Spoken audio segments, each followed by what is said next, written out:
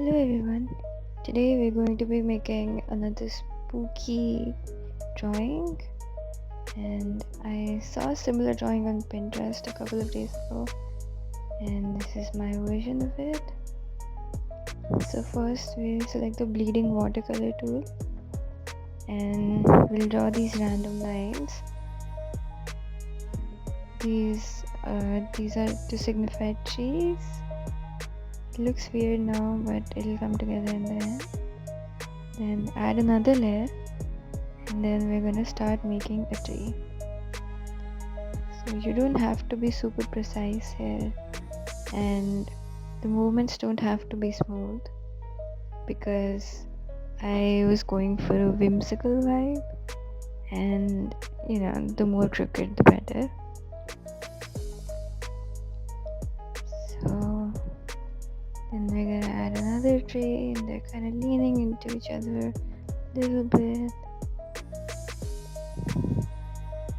And they're in the foreground now, and those lines are in the background. And again, just you can make the branches however you want, it doesn't really matter.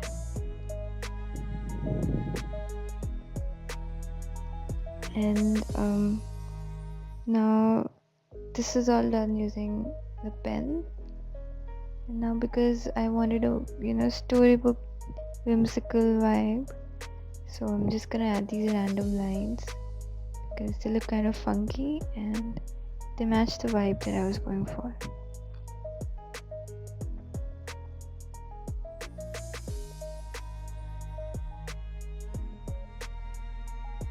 You can add them however you want, from wherever you want.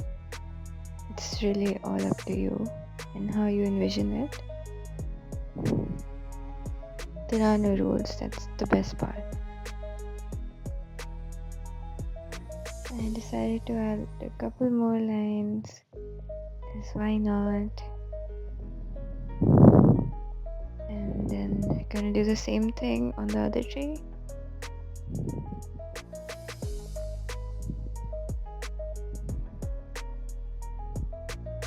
And although you can go in whatever direction you want, I would suggest you to get the tips of the branches. It's really gonna come together in the end, hopefully.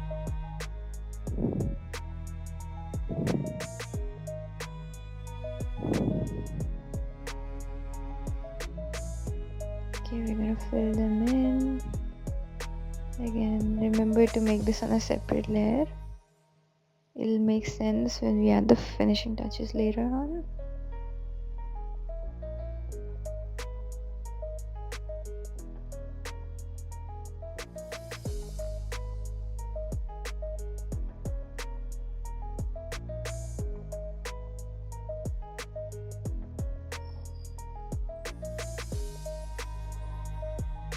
Remember to enjoy what you're doing.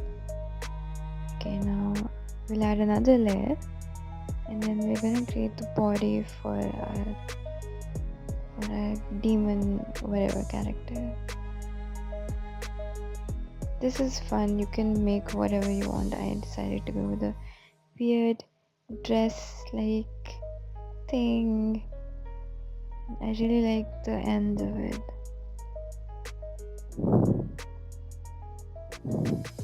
Drawing the feet is a little bit difficult, but I didn't go with complicated feet. If you want, you can add really long nails, and then you can extend them like the ends of the dress. Coming to the horns, again, just freestyle it.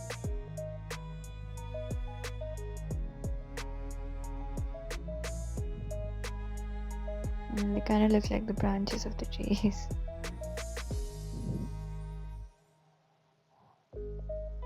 And now I envisioned this demon thing holding a lantern in the dark in the forest. So the hands are super clawy. Again, the feet, if you add really big nails, they're gonna match the hands. It would make it better.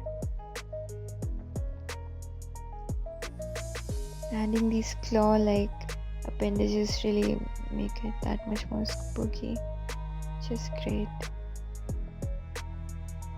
Now the lantern again, it's a very storybook vibe. I love this kind of art, although I'm not really good at it, but yeah, I'll get better hopefully. And this isn't exactly scary. You can also go with slits instead of the eyes being round. That would also look very cool. Again, I always struggle to fill in the colors, but yeah, this is the easy part. Thought about, oh, I accidentally flipped it. Thought about making the eyes white for a little bit of contrast. You can add slits, as I said, to make it even more spooky. I didn't make the face black, otherwise you won't be able to appreciate the mouth. Now we're in the second layer of the trees, and using the flow airbrush, we're filling in the white areas. It won't really matter.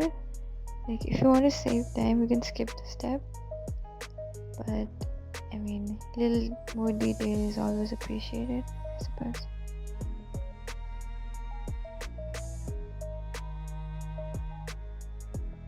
Now back to the top layer again, adding a little bit to the character. We're adding the shadows now.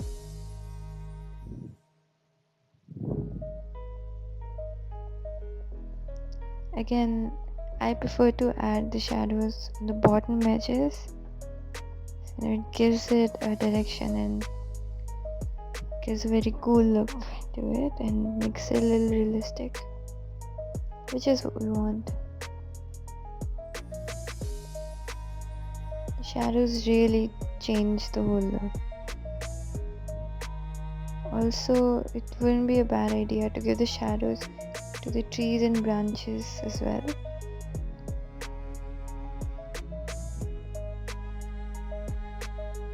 But we're highlighting the character here, so it's okay.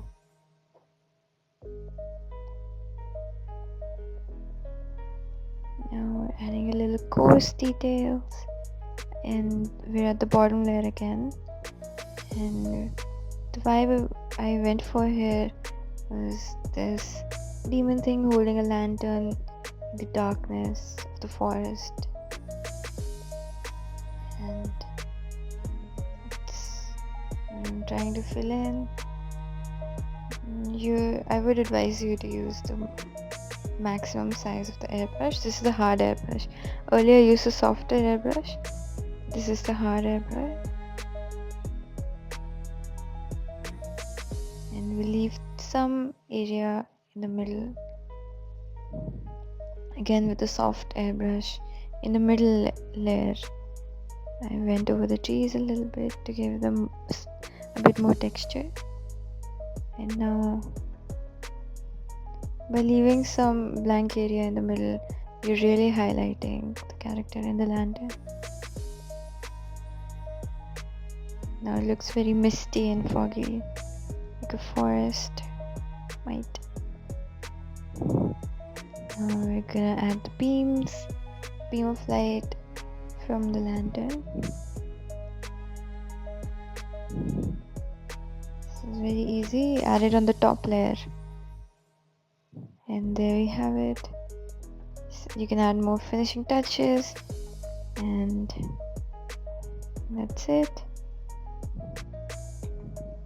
I really hope you enjoyed the video, and if you did, do like and subscribe, and do let me know what other videos I should make. Thanks for watching.